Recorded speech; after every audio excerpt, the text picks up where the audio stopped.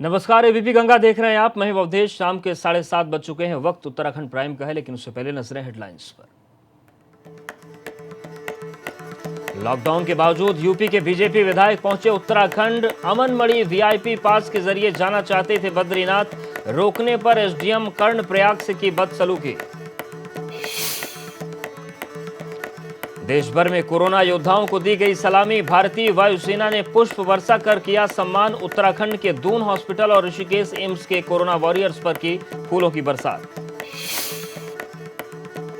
उत्तराखंड में कोरोना मरीजों की संख्या बढ़ी। शनिवार को कोरोना के 3 नए मामले सामने आए। प्रदेश में अब कोरोना के 60 मरीज। दूसरे राज्यों में फंसे उत्तराखंड के लोगों को वापस लाने की कवायद शुरू। मेडिकल चेकअप के बाद लोगों को पहुंचाया जा रहा है घर।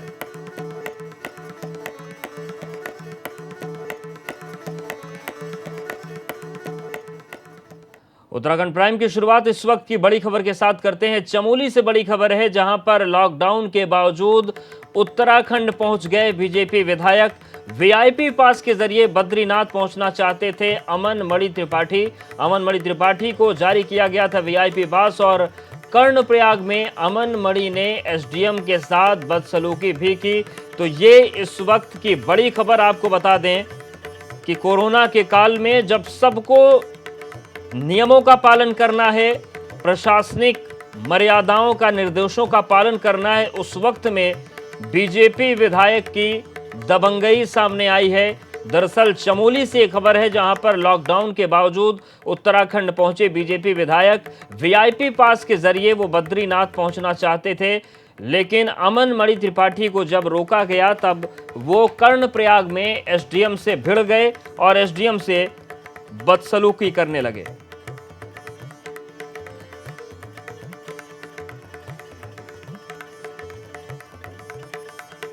और एबीपी गंगा संवाददाता लक्ष्मण हमारे साथ जुड़ गए हैं। लक्ष्मण, सवाल यह है कि क्या कुछ हुआ और अब कहां पर हैं अमन मणि त्रिपाठी? जी देखिए, करीब 5 बजे की घटना है और 5 बजे जो अमन मणि त्रिपाठी हैं, करीब 11 लोगों की अनुमति उनके पास थी। हालांकि उत्तराखंड सरकार के किसी बड़े सचिव ने ये अनुमति बनाने की सिफारिश की थी देहरादून एडीएम से, और इसी अनुमति के आधार पर ये कर्णप्रयाग तक पहुंचे। गौचर में इनको डॉक्टरों की टीम और जो प्रशासन की टीम है उनके द्वारा रोकने की कोशिश की गई, लेकिन ये सभी नाकों को पार करते हुए कर्णप्रयाग पहुंचे, जहां पर की प्रशासन ने फोन करके पुलिस को सड़क पे खड़ा किया था। और पुलिस ने जब इनको रोका और बद्रीनाथ में कपाट बंद होने की जानकारी इनको दी, लेकिन ये लोग नहीं माने। अमन मणि त्रिपाठी जो कि विधायक यूपी के हैं, उन्होंने प्रशासन को काफी दबाव बनाया, लेकिन प्रशासन नहीं माना। प्रशासन ने इनको वापस जाने की सलाह दी, क्योंकि अभी जो वर्तमान में है बद्रीनाथ भगवान के जो है कपाट बंद है, लेकिन उसके बावजूद भी नहीं माने। और एसडीएम जो कर्णप्रयाग उनसे बात थी, इन्होंने फोन पे की, जो अमन मणि त्रिपाठी बताए जा रहे हैं जो विधायक हैं। लेकिन इस दौरान एसडीएम का ये भी कहना है कि इन्होंने काफी बदसलूकी फोन पे हमसे मतलब की। जी, लेकिन सवाल यह है कि लक्ष्मण, ये किसने दिया पास? और एक व्यक्ति पास देता है, दूसरा व्यक्ति रोकता है, तो इस तरीके के हालात तो बनेंगे। जी देखिए, अगर पास की बात करें तो पास तो उत्तराखंड सरकार के प्रमुख सचिव हैं ओम प्रकाश जी, उनके द्वारा पास बनाने के लिए एक पत्र दिया गया था एडीएम जो देहरादून है, और एडीएम देहरादून के द्वारा ये पास जारी किया गया था। हालांकि बद्रीनाथ धाम के कपाट बंद है, लेकिन उसके बावजूद भी ये लोग पहुंचे थे। हालांकि पास में ये कारण दिया गया था कि जो उत्तर प्रदेश के मुख्यमंत्री हैं, उनके पिताजी के पितृ कार्य हेतु ये लोग बद्रीनाथ जा रहे हैं। लेकिन अभी हालांकि लॉकडाउन के चलते बद्रीनाथ धाम के कपाट नहीं खुल पाए। शुक्रिया लक्ष्मण, जानकारी और अपडेट्स को देने के लिए।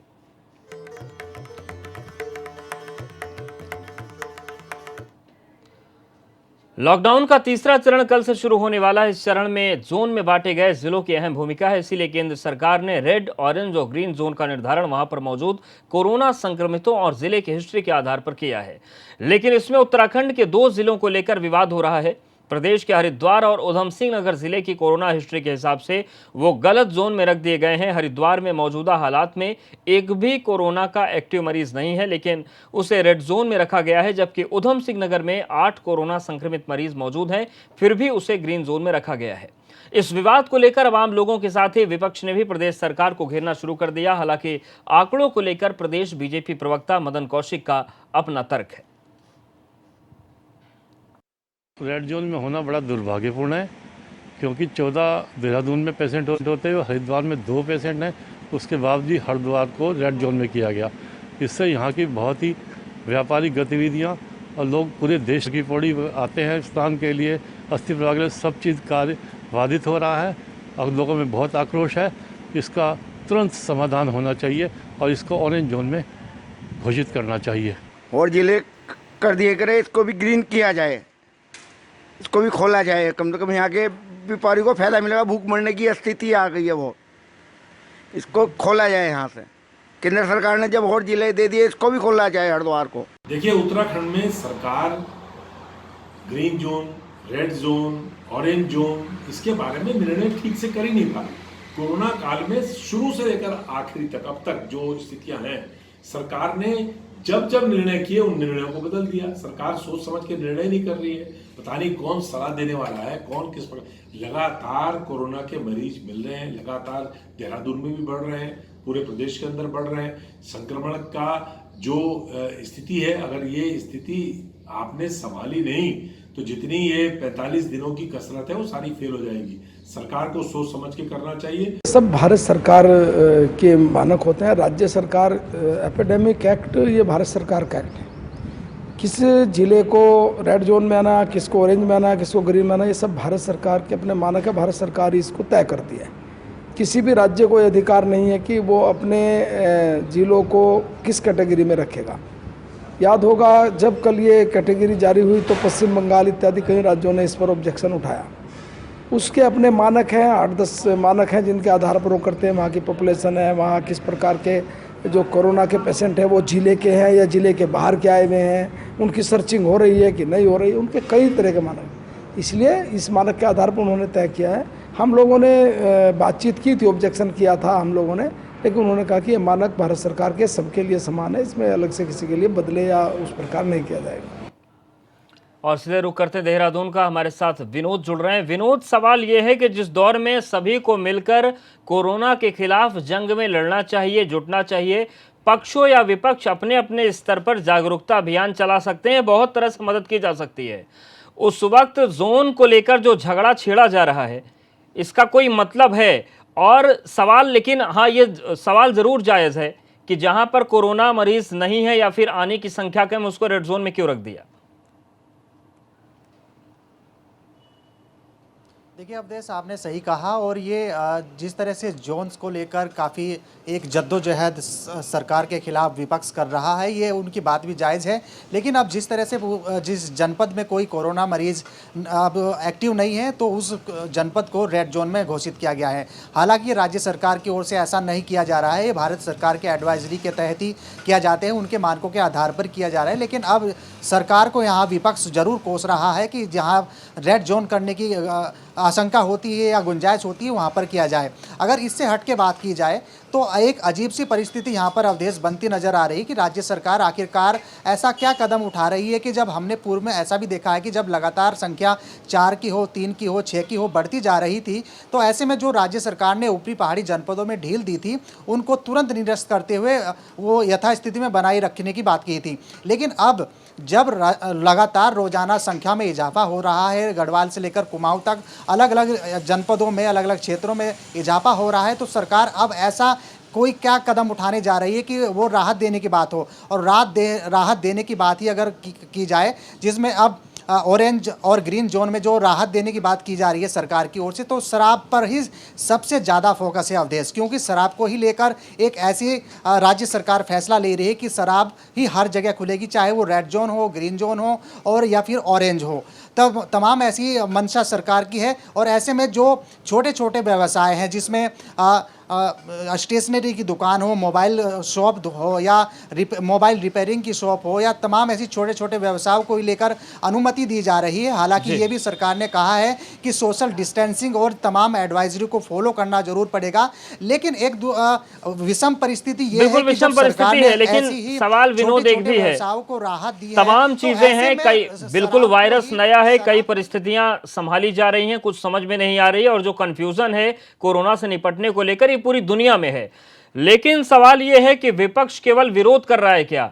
अगर आरोग्य सेतु को कहे सरकार कि ये सभी लोग डाउनलोड करें, तो राहुल गांधी ट्वीट कर देंगे कि लोगों की निजता पर हनन हो रहा है। अगर कोई जोन का मामला आ जाए तो उत्तराखंड कांग्रेस के बड़े नेता जोन को लेकर लड़ने लगेंगे। तो क्या विपक्ष केवल इतनी भूमिका निभा रहा है कि सरकार जो भी कदम उठाएगी तो हम विरोध का बिगुल फूंक देंगे? देखिए, वैसे तो अवधेश ये भी बहुत महत्वपूर्ण है कि जब पूरा प्रदेश और देश इस संकट काल से, कोरोना काल से जूझ रहा है, तो हर राजनीतिक दलों का भी ये फर्ज बनता है कि राज्य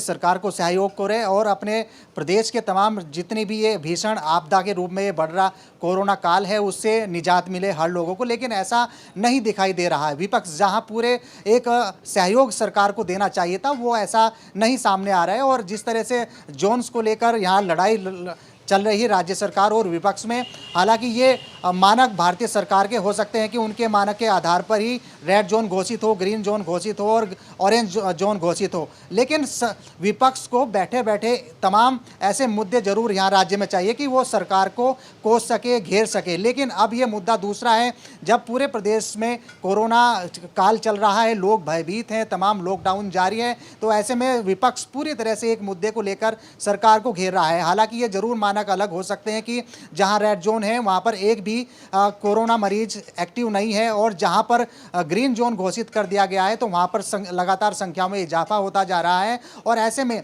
राज्य सरकार की भी हम थोड़ी सी एक चूक कहेंगे, भूल कहेंगे, और इस बात को लेकर राज्य सरकार को भी चेतना होगा। लेकिन केवल विरोध की राजनीति न हो, कम से कम विपक्ष के नाते समाज के हित में कुछ जिम्मेदारियां भी सामने आए, तब बेहतर होता है। अगर हर कदम पर सवाल उठते हैं तो फिर उन सवालों की नीयत पर भी सवाल खड़े हो जाते हैं। शुक्रिया आपका जानकारी और अपडेट्स को देने के लिए।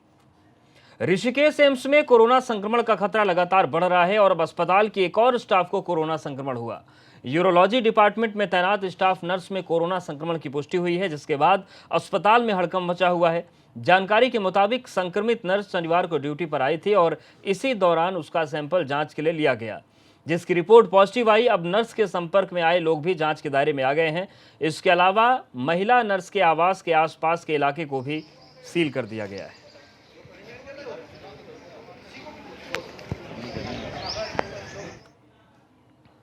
पिथौरागढ़ के कई ग्रामीण इलाके आज भी मूलभूत सुविधाओं से वंचित हैं। ऐसे में दूरदराज के इलाके में स्वास्थ्य टीम की लोग कल्पना नहीं करते, लेकिन जब धारचूला से करीब 65 किलोमीटर पर बसे गांव में एनएचपीसी की स्वास्थ्य टीम ने कैंप लगाया तो लोग हैरान रह गए, खुश भी नजर आए। इस दौरान कैंप में लोगों का निःशुल्क परीक्षण किया गया, साथ ही बच्चों, महिलाओं और बुजुर्गों को दवाइयां बांटी गई।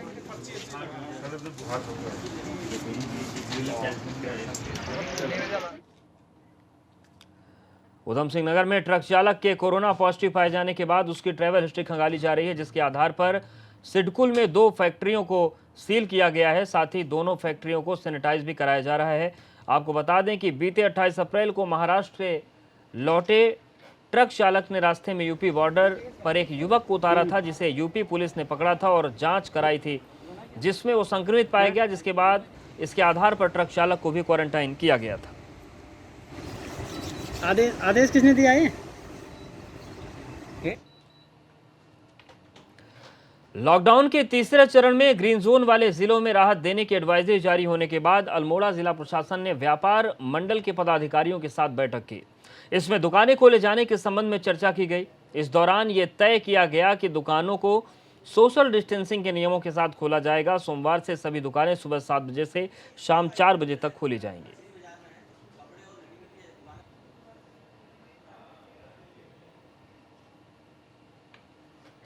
और लॉकडाउन की वजह से सबसे बुरा असर अर्थव्यवस्था पर पड़ रहा है। व्यापारियों का इस वक्त बुरा हाल है।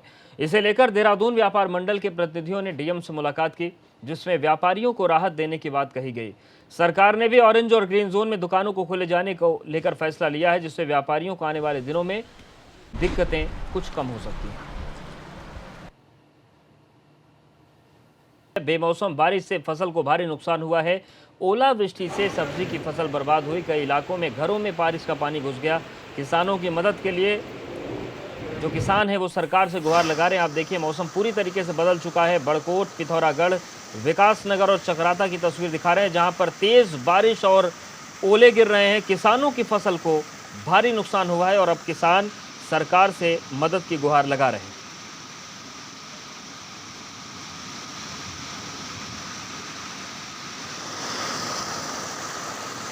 तो बड़कोट की तस्वीर आप देखिए किस तरीके से जो नाले हैं वो उफान पर हैं और तेज़ बारिश के चलते जो किसानों की मेहनत है वो अब बर्बादी की कगार पर पहुंच गई है। बर्बाद अच्छी खासी हो भी चुकी है। अब जो किसान हैं वो सरकार से मदद की मांग कर रहे हैं। और देखिए अब दो तस्वीरें आपके सामने हैं। पहली तस्वीर राजधानी देहरादून की और दूसरी तस्वीर आपके सामने बड़कोट की है, जहां पर भारी बारिश के चलते मौसम पूरी तरीके से बदल गया है। मौसम सुहाना हो गया है, लेकिन ये सुहाना मौसम किसानों के लिए खतरनाक है।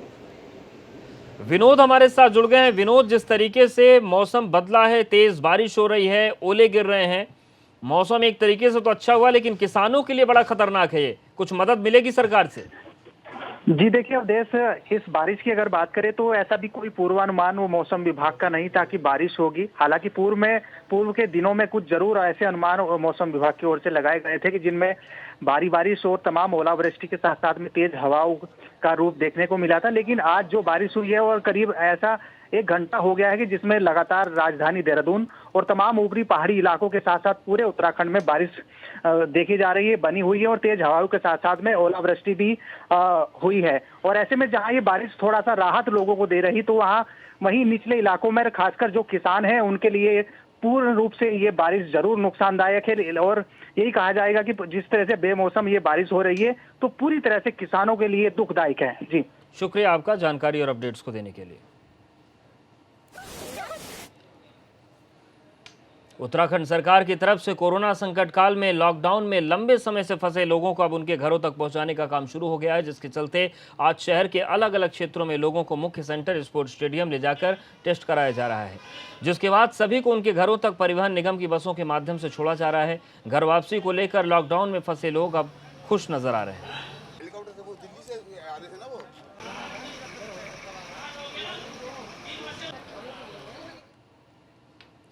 और इस बुलेटिन में फिलहाल इतना ही। बने रहिए हमारे साथ।